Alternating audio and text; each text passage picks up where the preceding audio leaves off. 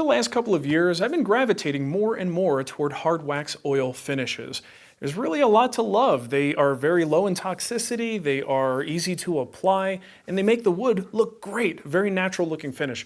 So I wanted to share a video showing you specifically how I apply Rubio Monocoat to my furniture. I don't always use Rubio, I use Osmo a lot as well, and this is not by any means a sponsored video, though I will tell you I have gotten a few cans of Rubio in the past for free from the company. That said, I've had a decent amount of time with it, and I want to show you how I apply this to a large furniture piece, like a big tabletop that we have here, and then also a small furniture piece where you might use some different methodology, even though the overall concept of application is the same.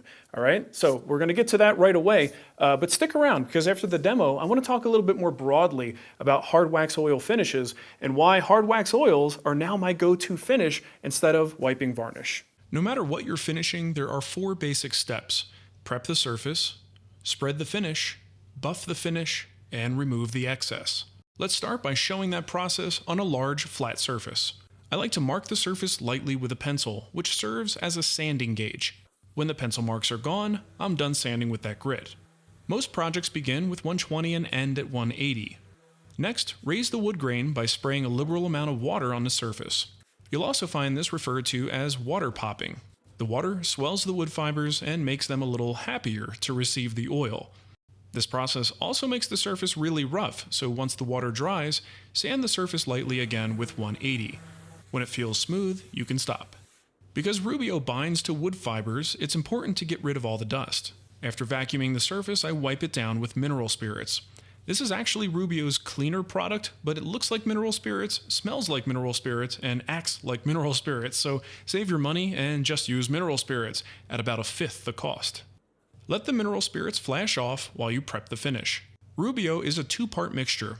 We'll mix 3 parts of the oil plus 2C A with 1 part of the oil plus 2C B, which is the clear accelerator. I'm using pure, which is essentially clear. By the way, you don't have to use the accelerator. The finish will just take longer to cure, 3 weeks versus 7 days with the accelerator. Drizzle the finish on the surface and use a plastic spreader to really get the most out of it. Rubio is expensive, so try not to mix up more than you need for the project, and keep in mind, a little bit goes a long way. I also don't work on anything more than I can completely finish within 15 minutes. Any longer, and you'll find the finish becomes kind of difficult to remove. Once coated, buff the finish in using a white pad. This is basically an expensive version of a white Scotch-Brite pad. I use the Festool brand, but you should shop around and see if you can find something cheaper. Let me know if you do. This step not only helps spread the finish, but also helps drive it deeper into the wood. The final step is to remove all traces of finish from the surface. I use a small buffer with a terry cloth bonnet installed. The way Rubio works, the wood takes what it wants, and anything else that's left on the surface is just a liability, as it tends to get sticky and gummy. So after the terry cloth cleanup, I'll take a clean cotton cloth and quickly go over the surface one last time. This isn't always necessary, but sometimes you'll find a spot that you missed, so it's a good safeguard. Now let the piece sit for 24 hours before handling, and remember it takes a full 7 days to cure. While this single coat is all you need, I personally like to take it one step further by using their universal maintenance oil, applied exactly the same way the next day. If you're coming from the world of film finishes, this step will make you much happier with the appearance, as it gives it just a little bit more sheen. I'm not going to show it, but at this point, I'd give the top 24 hours to dry, and then flip it over and repeat the finish on the show face. Now let's work on a smaller piece of furniture. This is a Bubinga step stool that we made on the show about 8 years ago. Because of the size and odd shape, we'll use some different methods for application, buffing, and removal, but the surface prep is pretty much the same. Spreading the finish can be done with a cloth, paper towel, or a white Scotch-Brite pad. I like to use white Scotch-Brite because it's not only spreading the finish, but also smoothing the surface at the same time. Try to apply the finish sparingly and thin. Once fully coated, I use a clean piece of white Scotch-Brite to buff the finish into the surface. This may seem redundant because we use Scotch-Brite to spread the finish, but I find this step really does help to drive the oil into the surface and helps even things out. Finally, the surface gets wiped back with clean shop rags. I like to use a 2-rag method to make sure that I don't get glove marks on the surface just by moving the piece around. Let that dry for 24 hours. And just like the tabletop, I'll do a final maintenance oil coat the next day. As you can see, it's just 4 simple steps whether the project is large or small. And let's take just a moment to appreciate that sweet, sweet babinga. Babinga. And that's it for the demo. What follows is a lengthy, deep dive discussion. That discussion involves lots of words. If these things bother you, now's a good time to click to the next video. But if you're a finishing geek like me, press on. Now, as you can see, these hard wax oil finishes are pretty easy to apply, and that's one of the reasons why I like using them. Ease of application.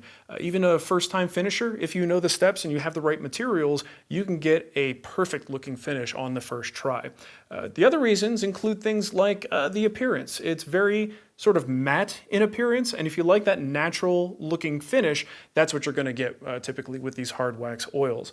They are also very easy to repair, so if you have a scratch or if you have a dent and something you need to address the wood, sand it, scrape it, and then reapply, that's going to work with these finishes. Now, especially with something like Rubio, it really only binds to itself, so if you have to relieve some material in an area and then reapply, it's not going to stick to the rest of the finished wood. It's only going to absorb into that new fresh wood section, so repairs are an absolute breeze. And most of these hard wax oils are a little bit safer to work with. They're either low or no VOC, and they have fewer toxic chemicals in them. So it's just better for you while you're applying the finish, and then also better for indoor air quality after the finish is on the workpiece. Of course, this is something you should look at on a product by product basis because they're not all the same. Now, we can't pretend everything is perfect because there are some negatives to consider. Hard wax oils tend to be pretty darn expensive, but to counteract that, you wind up using very little on the surface, so a can, maybe a liter can or something, is going to last for a really long time. So the price is kind of balanced by the fact that it's going to last a long time. And I think the most notable negative, which may not even be a negative to some people, is the fact that it's really not a bulletproof finish, right? It is something that absorbs into the wood, binds with the wood, and it has a little bit of a protective layer there. It is not a thick, protective, impenetrable film, which is what some people expect with a furniture finish. But to me, it's all counteracted by the fact that it makes the piece repairable. So when damage happens, I can repair it very easily. Not as easy to do when you have a film finish. Now, while we're on the subject of durability, let's think about what actually makes projects durable. And a lot of people do think it comes down to that final coat of finish. But in reality, if you think about it, it's the wood itself. If you use a really soft species, no matter what finish you put on that thing, it's gonna get dented.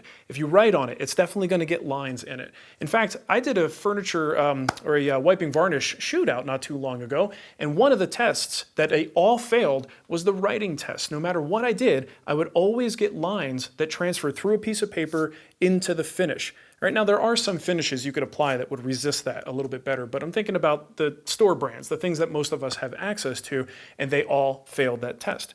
So real durability isn't always about the finish. It really comes down to the wood itself. So if you start with a really good quality, dense hardwood, you don't really have to worry as much about what you do with that finish. You're really just focused on appearance, water resistance, stain resistance, things like that, because the wood itself is strong and durable, and it's going to take a beating. The finish itself just has to stop stuff from penetrating into the wood fibers. So for me, because I'm trying to go for low toxicity, low VOC, and I'm really gravitating more toward non-film finishes, I like that natural look, the hard wax oils and the sort of hardwoods that I use in my work, it's a great combination. So that's why it's an obvious choice for me. Now, there's one area of finishing that I see people get hung up on, and that's how to deal with heavy use items, things like countertops or tabletops or even floors, stuff that you know is going to be beat up. It's not if, it's when it gets beat up. So there's really 2 ways to handle it, and the reason for the confusion is because those 2 ways seem like they're opposites or that they're contradictory. One is I think most people's instinctive reaction is to say, let's just protect it. Let's put a very thick film, what eventually amounts to like a thick film of plastic on the surface, protect it from liquid spills, foot traffic, anything you could possibly do to the surface. The problem with that is if we're talking about a surface that's going to be damaged at some point, repairability comes into play. And a lot of those film finishes need to be completely removed and then reapplied in order for them to look right and be refreshed. On the other side of the scale, we have the hard wax oils. Now, they don't protect as much as your polyurethanes, your conversion varnishes, things like that. But when they receive damage, they are much easier to fix, and you could fix small spots. And when you fix that spot, if there's a family in the house, you don't have to worry about gassing them out because the odor isn't really that strong. And the repair is perfect, even if it's just a little spot repair. All right? So, it's kind of up to you. I don't think there's a right and wrong here, but there's logic to both mentalities. And for me personally, it just makes more sense. When damage is an eventuality, I want to have something that's easy to fix. Good example, my kitchen tabletop here. Let me show you some of the damage, and this is a wiping varnish finish that I applied. When this cherry tabletop was completed, I applied several coats of a wiping varnish. I think it was a Minwax wipe on poly. The problem is, I don't think the film was thick enough. So just a few coats of wipe on poly is actually a very thin finish. So you see this area right here? The finish is actually worn through, and we're looking at pretty much at raw wood at this point. I have scratches all over the place. This is the area that my daughter sits in, and she likes to grab her fork and run it all over the tabletop. So there's a lot of marks, a lot of dents, and even wear through the finish in areas like this. Now, if this were something like a hard wax oil, I'd be able to lightly sand this, reapply some finish, and it would blend in to the rest of the table. But with a wiping varnish finish, I can't really do that. The only solution here is to kind of sand the entire table down and then reapply new finish on top. So last year, we refinished a small area of our basement to make it into a craft room for Nicole and the kids. This has become a great test bed. We have white oak floors down here, and we applied Rubio to it. And I just wanted to see how it would hold up, and I have been testing it. I should say my kids have been testing it. You could see the art easel here. We have had more than one spill that wasn't discovered until days later that had dried with acrylic paint in it that I looked at and I was like, oh geez, this is gonna be it. This is where I'm gonna see these finishes aren't all they cracked up to be. So I grabbed a white, just a little wet rag and started to wipe it up, and there was zero damage, zero raised grain. I was really impressed. And in fact, I see some paint splatter over here, so maybe we could try and clean that up and I could show you firsthand. So here's some of Ava's beautiful green paint. And it is a water-based paint, just a kid's paint, so a little bit of water on this rag should reactivate the paint. But what I'm always concerned about is, does it leave a mark? And then after I put this water on there, does it raise the grain? Is it something where I could feel the grain's really rough after I'm finished? And as you can see, it comes right up. Everything still feels perfectly smooth. Now here's a little bit of green paint that seems to be a little more stubborn, and I think honestly if I really rubbed hard enough I could probably get it out. But I did want to take this as an opportunity to test, just a little repair. So I'm going to take some sandpaper and only sand as much as I need to get rid of that color. And actually that kind of looks okay as is, but we'll go through with the rest of this process. So I'll just grab a little Scotch-Brite pad and some of the, this is walnut Rubio that we use down here. Just make sure that gets rubbed into the area. And just wipe off the excess.